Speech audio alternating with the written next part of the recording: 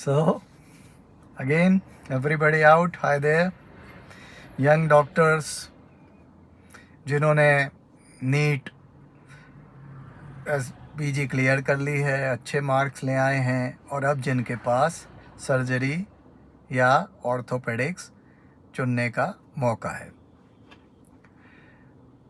ये videos basically उन young doctors के लिए होते हैं जिनके घर में कोई डॉक्टर्स नहीं होते, जिनके पेरेंट्स डॉक्टर्स नहीं होते और जिन्हें प्रॉपर गाइडेंस नहीं मिल पाता है प्रॉपर ब्रांच सिलेक्शन के बारे में।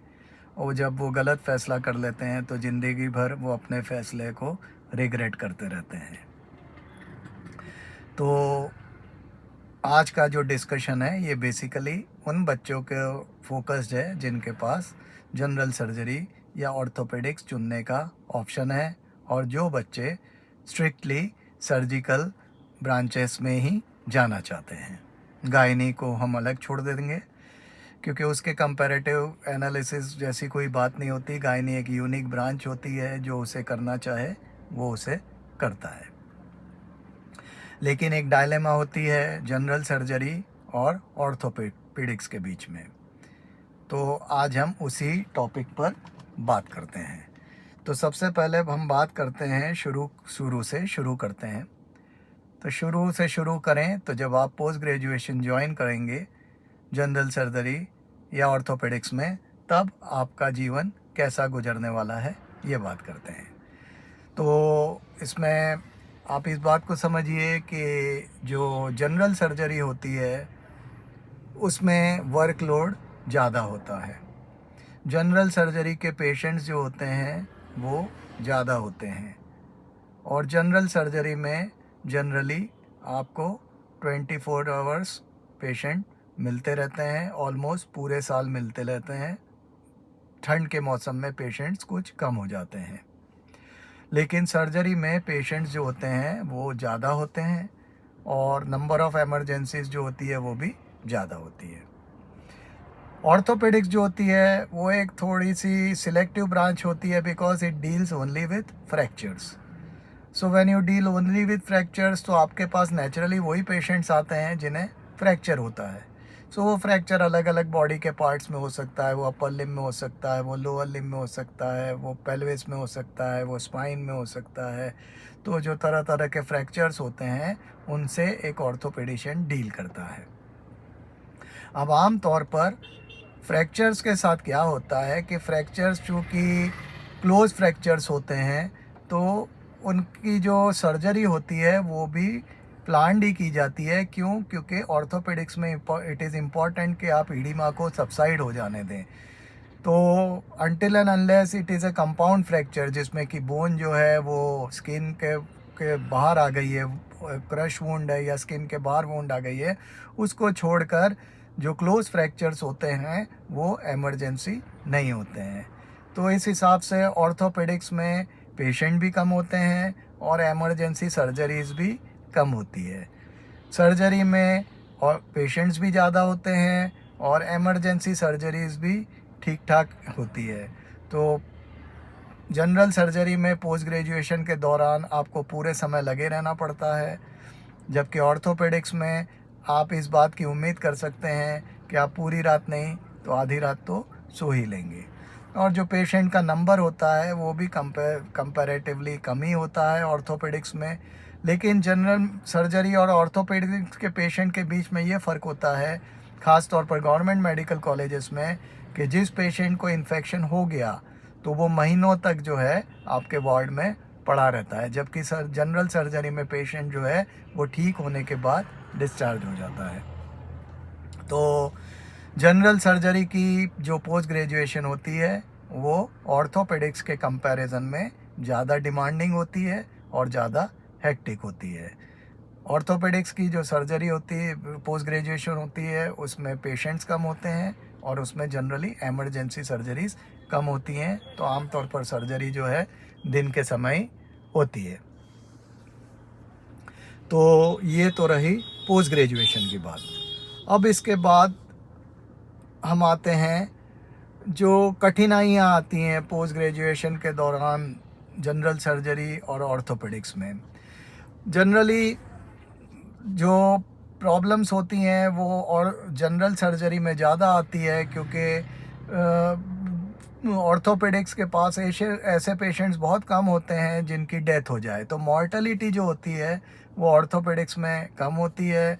तो इसलिए जब आप ऑर्थोपेडिक्स में पोस्ट ग्रेजुएशन कर रहे होते हैं तो लड़ाई झगड़े और ये सारी बातें कम होती है। लेकिन ऑर्थोपेडिक्स में इन्फेक्शन हो जाने पर ऑस्टियोमाइलाइटिस हो जाता है और वो काफ़ी लंबे समय तक पेशेंट आपके साथ रहता है, लेकिन that is generally not a problem.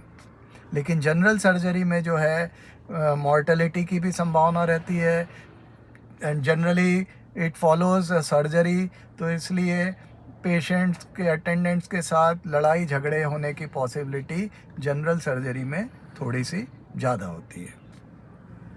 अब इसके बाद हम आते हैं, जब आपने पोस्ट ग्रेजुएशन कर लिया उसके बाद, जब आपने पोस्ट ग्रेजुएशन कर लिया और उसके बाद आप जब मार्केट में आते हैं, तो थ्योरेटिकल बात है ये, इसके बाद मैं समझाऊंगा कि ये क्यों थ्योरेटिकल बात है। तो जैसा मैंने आपसे कहा, जनरल सर्जरी में कोई भी ऐसा पेशेंट जिसे कोई सर्जिकल प्रॉब्लम हुई है वो आएगा, लेकिन ऑर्थोपेडिक्स में वही पेशेंट आएंगे जिसे फ्रैक्चर हुआ है। तो यदि पेशेंट के नंबर के हिसाब से देखें तो ऑर्थोपेडिक सर्जन के पास जो नंबर ऑफ पेशेंट होते हैं वो जनरल सर्जरी के कंपैरिजन में कम होते हैं। क्यों? क्योंकि जनरल सर्जरी से रिलेटेड डिसीज़ेस जो होती हैं वो ज़्यादा होती हैं, और इसलिए जनरल सर्जन के पास जो नंबर ऑफ पेशेंट्स होते हैं वो ज़्यादा होते हैं ऑर्थोपेडिक सर्जन के कंपैरिजन में। This is a theoretical statement. उसके बाद हम आते हैं इंडिपेंडेंस ऑफ प्रैक्टिस। देखिए, दोनों ही ब्रांचेस जो होती हैं वो इंडिपेंडेंट नहीं होती हैं। जनरल सर्जरी भी इंडिपेंडेंट नहीं होती और ऑर्थोपेडिक भी इंडिपेंडेंट नहीं होती। क्यों? क्योंकि अनटिल एंड अनलेस यदि आपका खुद का अस्पताल है, यदि आपका खुद का अस्पताल नहीं है तो आपको जो है डिपेंडेंट रहना पड़ता है हॉस्पिटल्स पर और नर्सिंग होम्स पर कि केस आने पर वो आपको बुलाएं। ये बात भी तब होती है जब आपने अपनी सर्जिकल स्किल्स सफिशिएंटली डेवलप कर ली हो। सर्जिकल स्किल डेवलप करने के लिए भी दोनों ब्रांचेस जो होती हैं वो डिपेंडेंट ब्रांचेस होती हैं। इसका मतलब क्या है? इसका मतलब ये है कि आपको कहीं जाना है पोस्ट ग्रेजुएशन के बाद, उसके बाद वहाँ पर जो आपके सीनियर्स हैं, जो वहाँ पर सर्जन्स हैं, उनको थोड़ा सा आपको प्लीज़ करना है, उनको सेटिस्फाई करना है, उनको इम्प्रेस करना है। उसी के बाद आपको अपनी सर्जिकल स्किल्स को रिफ़ाइन करने का मौका मिलता है। अदरवाइज़ आप बाय योर ओन अपनी सर्जिकल स्किल्स को इम्प्रूव नहीं कर सकते हैं, आपका नॉलेज का लेवल कितना भी अच्छा हो उसके बावजूद। So this is true for both branches, for general surgery also and for orthopedics also. They are not independent branches and you have to depend on hospitals to call you, और उसके बाद ही and you have to depend on your seniors to train you. तो ये थोड़ा सा surgical branches का एक drawback होता है, और इसीलिए एक सर्जन की सर्जिकल लाइफ जनरली 35 के बाद ही शुरू होती है। उसके पहले तो वो इंडिपेंडेंटली प्रैक्टिस करे, इस बात की पॉसिबिलिटी थोड़ी सी कम ही रहती है। उसके बाद आते हैं फ्रीलांसिंग पर। फ्रीलांसिंग भी आप कर सकते हैं, दोनों ब्रांचेस में आप फ्रीलांसिंग कर सकते हैं, लेकिन आपके जो कॉल्स होते हैं generally they are pertaining to surgery, operative calls होते हैं। तो हॉस्पिटल्स जो हैं आपको केवल ऑपरेशन करने के लिए बुलाते हैं, जबकि फिजिशियन को वो राउंड लेने के लिए भी बुलाते हैं, वो आईसीयू को मैनेज करने के लिए भी बुलाते हैं, लेकिन सर्जन को जो है वो सर्जरी करने के लिए ही बुलाया जाता है। उसके अलावा और कोई बुलाने का कारण नहीं बनता है। तो फ्रीलांसिंग जो होती है वो जैसे कि सर्जिकल ब्रांचेस के लिए होता है, थोड़ी सी लिमिटेड होती है, until and unless you have your own hospital. अब फ्रीलांसिंग में भी क्या होता है कि फ्रीलांसिंग में यदि आप कहीं जॉब नहीं कर रहे हैं, यदि आपका एक कांस्टेंट सोर्स ऑफ इनकम नहीं है, तो आप जो है काफ़ी ज़्यादा डिपेंडेंट होते हैं हॉस्पिटल्स पर। वो आपको कितने पैसे देंगे, वो आपको पैसे तुरंत देंगे या बाद में देंगे, और ये बहुत सारे कॉम्प्लिकेटेड इश्यूज़ होते हैं जो सर्जिकल ब्रांचेस के साथ जुड़े हुए होते हैं। And true they are true for both branches. General surgery में भी ये प्रॉब्लम्स आती हैं और ऑर्थोपेडिक्स में भी ये प्रॉब्लम आती है। इसके बाद जो है एक इम्पॉर्टेंट डिफरेंस होता है जनरल सर्जरी और ऑर्थोपेडिक्स में। जनरल सर्जरी जो होती है वो बेसिकली एक ऐसी ब्रांच होती है जिसमें सर्जन को अपनी सर्जिकल स्किल्स पर ज़्यादा डिपेंड करना होता है। तो जब आप कॉम्प्लिकेटेड केसेस को डील कर रहे होते हैं तो जनरली आपके जो ऑपरेटिव आवर्स लंबे होते हैं और वहाँ पर जो आपकी सर्जिकल स्किल्स की डिमांड होती है वो काफ़ी ज़्यादा होती है। जबकि ऑर्थोपेडिक्स के साथ क्या होता है कि ऑल्दो सर्जिकल स्किल्स की वहाँ पर ज़रूरत होती है, लेकिन they are surgical skills in combination with technical skills. तो आप जो नेलिंग करते हैं, आप जो प्लेटिंग करते हैं, जो वायरिंग करते हैं, तो इसमें सर्जिकल स्किल तो कुछ हद तक उसकी ज़रूरत होती है, लेकिन उसमें से ज़्यादा वो जो आपकी टेक्निकल एक्सपर्टाइज होती है बोन के दो एंड्स को प्रॉपरली अलाइन करने की, वो ज़्यादा यहाँ पर इम्पॉर्टेंट होती है। और ऑर्थोपेडिक्स में जो है एडवांस जो होते हैं वो काफ़ी फ़ास्ट होते हैं, टेक्नोलॉजिकल एडवांसेस काफ़ी फ़ास्ट होते हैं। तो ये थोड़ा सा डिफरेंस होता है जनरल सर्जरी की प्रैक्टिस और ऑर्थोपेडिक्स की प्रैक्टिस में। ऑर्थोपेडिक के केसेस जनरली उतना लंबे समय तक सर्जरी करने की ज़रूरत नहीं पड़ती है। ऑर्थोपेडिक्स के केसेस जो होते हैं उनमें जनरली पोस्ट ऑपरेटिव कॉम्प्लिकेशन होने की संभावना नहीं के बराबर रहती है, केवल जितना मैं समझ सकता हूँ। Of course I am not a orthopaedic surgeon, I am a general surgeon. तो ऑर्थोपेडिक्स में जो है इन्फेक्शन को छोड़ के और मैल अलाइनमेंट को छोड़कर और यूनियन फेलियर को छोड़कर और बहुत सारे कॉम्प्लिकेशंस होने की पॉसिबिलिटी ऑर्थोपेडिक्स में कमी होती है, जबकि जनरल सर्जरी में जो है कॉम्प्लिकेशंस होने की पॉसिबिलिटी काफ़ी ज़्यादा होती है। अब इसके बाद इम्पॉर्टेंट एक जो इशू होता है जो दोनों ही सर्जन्स को फेस करना होता है वो मेडिको लीगल इश्यूज़ और consumer forum issues. Medico legal issues मतलब वो इश्यूज़ जो मारपीट, एक्सीडेंट और असॉल्ट और इससे रिलेटेड होते हैं, जिनमें आपके मेडिकल एक्सपर्टाइज के साथ आपका लीगल रिस्पॉन्सिबिलिटी भी जुड़ जाती है, उसे हम कहते हैं मेडिको लीगल इश्यूज़। तो मेडिको लीगल इश्यूज़ जो होते हैं दोनों ही ब्रांचेस में काफ़ी ज़्यादा फ्रीक्वेंट होते हैं, सर्जरी में भी उतने ही फ्रीक्वेंट होते हैं और ऑर्थोपेडिक्स में भी उतने ही फ्रीक्वेंट होते हैं। इसी तरह का एक अगला इशू होता है वो होता है consumer forum issues. Consumer forum issues मतलब जब कोई पेशेंट आपकी किसी एक्शन से, अपने कॉम्प्लिकेशन से, आपके ट्रीटमेंट से, ट्रीटमेंट के प्रोग्नोसिस से डिससेटिस्फाइड रहता है तो वो कोर्ट में, कंज्यूमर कोर्ट में शिकायत करता है, उसे कंज्यूमर फोरम इश्यूज़ कहते हैं। कंज्यूमर फोरम इश्यूज़ भी दोनों ब्रांचेस में काफ़ी फ्रीक्वेंट होते हैं। ऑर्थोपेडिक्स में मुझे ऐसा महसूस होता है कि वो थोड़े से ज़्यादा होते हैं, क्योंकि ऑर्थोपेडिक्स के पेशेंट में मॉर्टेलिटी कम होती है और इस कारण से उसका जो भी कॉम्प्लिकेशन हो जाता है उसको उसके साथ सर्वाइव करना पड़ता है। तो इसलिए कंज्यूमर फोरम इश्यूज़ थोड़े से ऑर्थोपेडिक सर्जरी में ज़्यादा होते हैं। अब इसमें आखिरी जो इम्पॉर्टेंट पॉइंट है वो होता है नीड फॉर सुपर स्पेशलाइजेशन।